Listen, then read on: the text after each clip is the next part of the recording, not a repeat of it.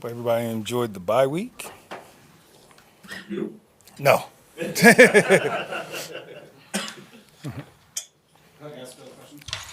what did the bye week afford you time to do? Maybe like self scouting, like looking back. How do you spend that in terms of preparing for the second half of the season? Definitely a chance to self scout, see where we're at in terms of, tendencies, try to break those tendencies as you move forward. But more importantly, it's just a review. It's a chance to do a report card on the fundamentals, where we at fundamentally as we move into November, because that's the main thing that's going to drive the engine as we go forward. So, whether it's tackling, block destruction, our pass defense, our leverage and coverage. So a lot of stuff to be able to review that, be able to give the guys good feedback where we're at in terms of what we're doing well, what we're doing poorly, what we need to take out. That's one thing that we do as coaches. So that's the main emphasis there. And then obviously a chance to reset. Everybody gets a little break. As far if you can break away from football during football season, it's tough for all of us, players and coaches included. But it's a chance to reset and spend some time with family. Obviously, it's a completely different season, but a lot of their offense is still in place.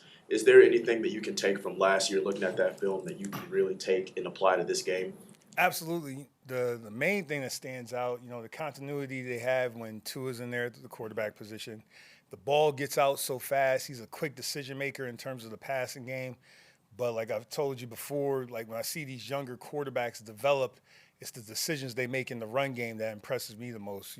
Going back to when I first got in the league, I was always impressed with the elite quarterbacks that we were facing, whether, in practice with Brady, seeing Peyton Manning, Aaron Rodgers. It's the decisions they make in the run game that are some of the stuff that people that get overlooked, and you can see that he's doing a good job with that. And so we got obviously you take some stuff from the game and try to apply it. Then you try to take away some things schematically, see if it's still applicable for us this year. But the main thing is to be able to go down there to South Florida and play a certain way. Make it look and sound the right way. Have a to-do list in terms of how we have to play the game and making sure that we're clear with the players and the coaches, from my standpoint as the coordinator, of what I deem we need to do to win the game. Talking about it looking a certain way, but just how fast they are as a team. Do you think physicality is going to be a huge emphasis for you? One, you got to be able to you got to find a way to match up with their speed, whether it's staying on top or you can run with them. You got to figure out a way. It's true speed out there on the field at a number of positions. And then physicality. One thing Flo used to always say, we can't ever forget about the physicality of this game. I don't care how fast it looks, how much they try to make it, whether it's run and shoot, whether it's, whatever they want to call the different offenses. NFL football is a physical game, especially as you start to move into November and we're starting to ramp up to after Thanksgiving. You can't ever forget the physicality of the game. Patrick, you're talking about the speed of the Dolphins, and obviously what jumps out is Tyreek Hill and Jalen Waddle's speed. What do you think of those guys, and also Jacorian's speed matching up with those guys? Is that kind of exciting for you to see yourself Sunday? There's several guys we have on the defense that can run. Now, I'm not saying I want to line up and do a foot race with anybody from Miami. These guys can run. That's some people. I say true speed is true speed out there on the field, and it's not limited to those two players. So for us as a defensive staff, we got to figure out the best way to, deploy the defense and try to keep this speed under, control a little bit and, take away the space, staying on top, things of that nature. Jacorian, in terms of Jacorian, whether it's Jacorian, Jack, all our defensive backs. I mean, we got guys that can run too. So that's, it's going to be a fun game in terms of just being able to challenge yourself. I think that's the big thing for the players. It's a good challenge. It's a good challenge. Patrick, we've seen that DeCamerion Richardson rotating in and out with some players. It feels like it's more about what he's doing rather than what others might be doing. What is that? What has he been doing to get kind of force your hand and get him on the field? A lot of things we saw when we were looking at him, we were scouting him during the draft process. The guys upstairs, Champ, Brandon, BY, they do a good job of, giving us some feedback, spending time with those guys in the during the season, off season, whatever it is. And he's really diligent. He works really hard. I think his best attribute as a rookie, and the best rookies I've been around, they do a good job of listening and then correcting mistakes and getting that mistake, and just being done with it. That's one thing I've seen with him, whether it's his cover two drop, whether it's leverage and man-to-man. I'm not saying he's going to be perfect, but you can tell there's an intention there to, hey, I messed that up twice. I'm done with that, so I can move on, so I can improve. Coach, what else you got? And those guys, Ricky, Feeney, GA, they do a good job of coaching them up, and he works really hard. I'm really excited about that. Christian's obviously been out for a while with injury, but he practiced against those guys a lot in the last couple of years. Is there any way you can pick his brain and talk to him about what he's seen from them? Absolutely. We're in the business of gathering information. So, Christian's, he's a smart football player. He picks up on tendencies well. So, absolutely, just getting information from him. Excited about the Ivy League matchup head to head with McDaniel. We're not going head to head. I mean, Mike is a really good coach, really smart man. I mean, I've admired his work on the field in terms of the players he's coached for a long time. I remember meeting him for the first time. When you meet him the first time, he really stood out to me. And then his football IQ and knowledge, you can see how he's able to, challenge the defense schematically, how he's built the team along with their personnel department. But Mike he has a vision of how he wants it to look. And the ability, he's a good teacher because he's able to convey that vision, make sure the guys understand it, and be able to see the number one offense last year. It came to fruition. A big part of that offense is those in-breaking routes with just that timing, the anticipatory passing that Tua is able to do. Yeah. How do you prepare for something like that where the wide receiver may be attached at the hip when the ball comes out, but once it's there, then he's got right on that break at the route. Like, how's something prepare for that? The first thing you got to talk about with their offense now, again, I get all the in-break. They run the ball now. You know what I mean? So, to me, it's beautifully designed because they're placing the hook defenders in a conflict. There's inside run. There's outside run. They're trying to draw those guys up to put them in the conflict. And Tua's able to hit them in the spot. So, to me, it's about the design of the offense. That's why I talked about the vision that Mike has. It's a beautiful thing to watch in terms of if you appreciate football. It's a hard thing to prepare for, but the timing of the passing game, because it's built off of how well they run the ball, they're putting the hook defenders, whether you're in 3 deep, 2 deep, 4, whatever, they're putting them in conflict. And all the good offenses in the league right now, the thing I see when I'm watching, during the bye week or when I'm studying tape, they're putting the hook defenders in conflict with the run-pass action, the run-pass RPO action. And to me, that's made it tougher than, again, it just made it tougher, and they do a good job of marrying the two up. All right? Thank you.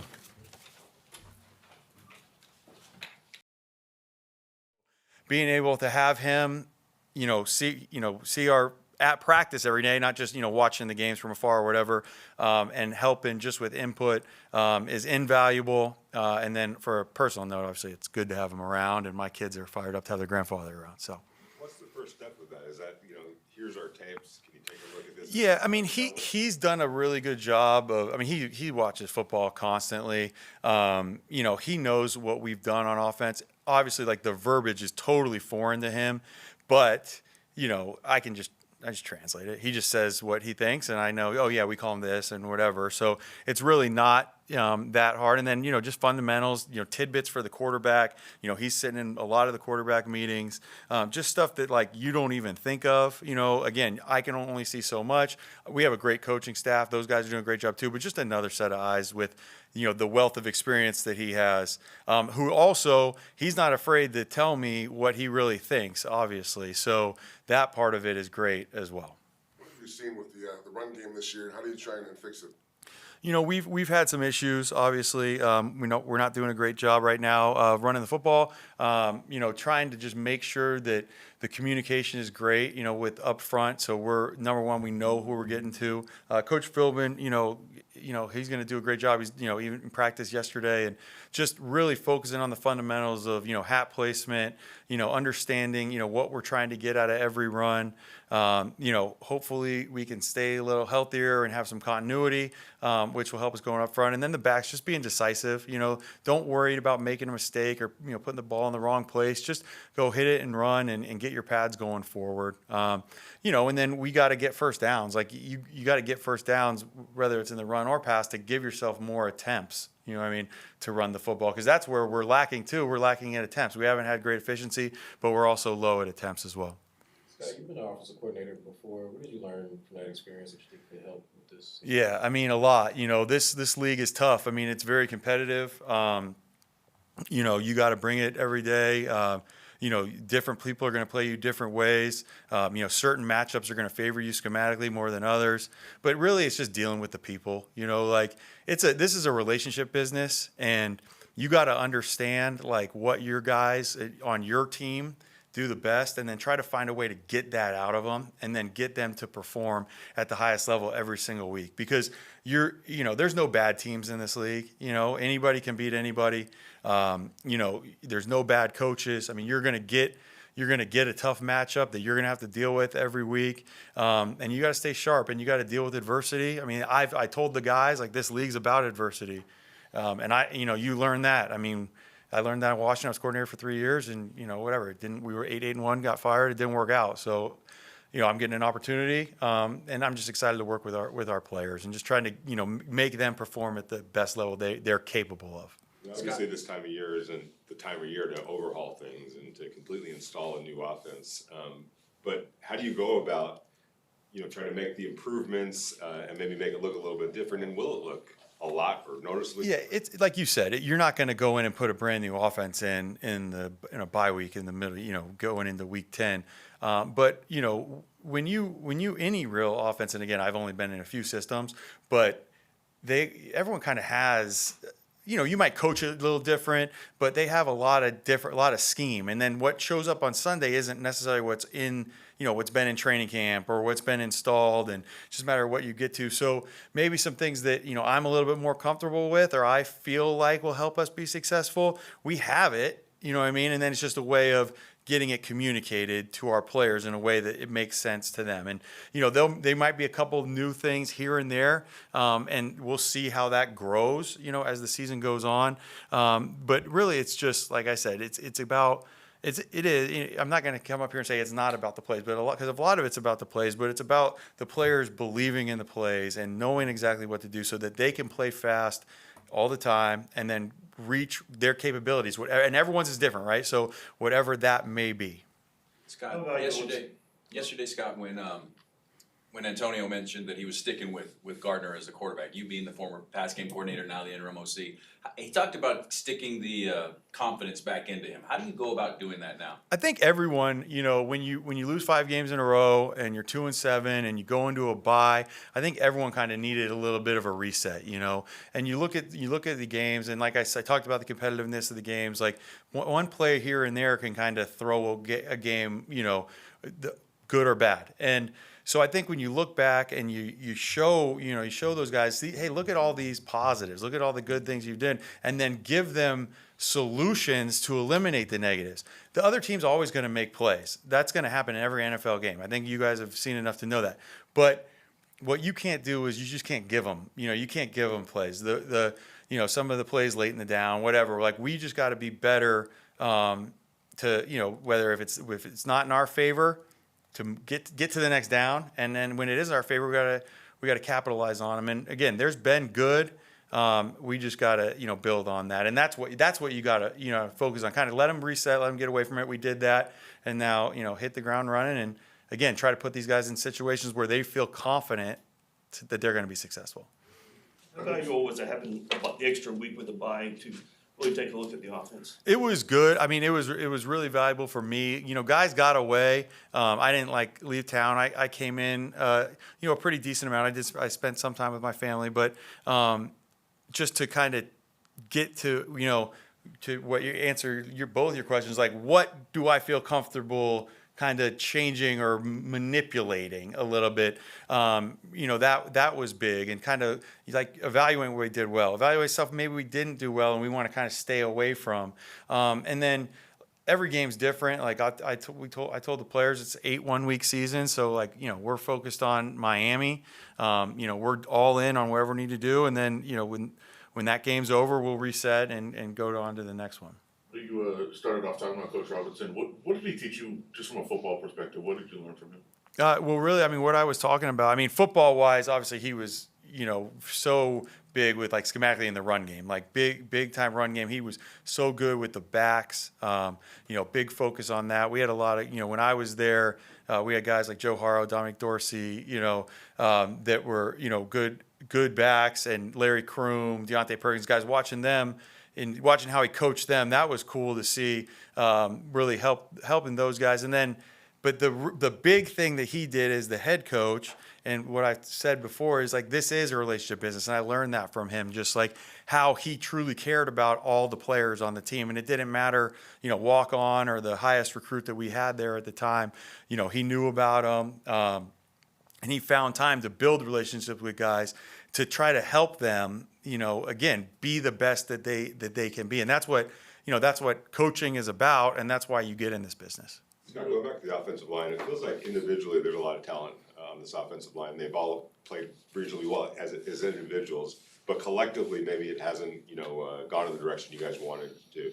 Why do you feel that is, and what do you feel like you guys can do to kind of get that collectiveness? I think our focus has got to be on communication. Like, those guys got to communicate. Like I said, hopefully we can get some continuity. You know what I mean? We have had changing lineups there. And you're right. Like, we got some talented guys up front. And I think we got some guys that are young guys that are going to continue to get better. And I think the more they play, the more they communicate. If we can make things, again, you can't just say, we're going to be super simple, because you got to go try to make plays. But as much as we can walk that line, that helps those guys as well. Because when guys know what to do, that allows them to play fast, which builds confidence, and then you play better.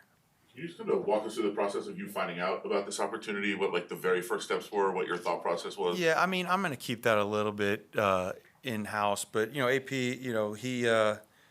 he made the decision that he made, and he contacted me, and we kind of went through the process. And, the only thing I really asked for was if we could get, have my dad come just for some help.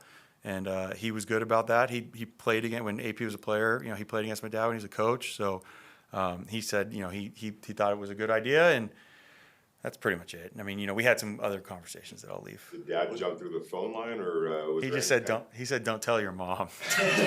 He was like, I gotta find out how I'm gonna break it. I go, yeah.